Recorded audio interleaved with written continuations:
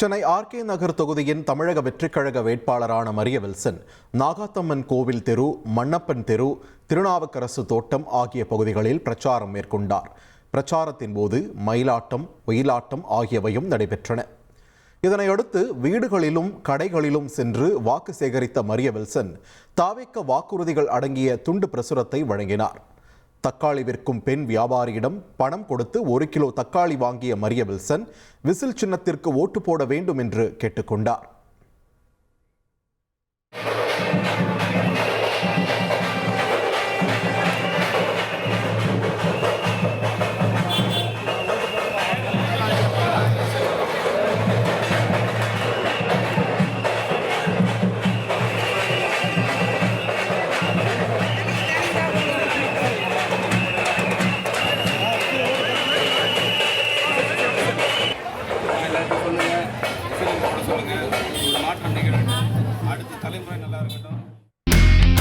இனி செல்லும் இடமெல்லாம் செய்தி.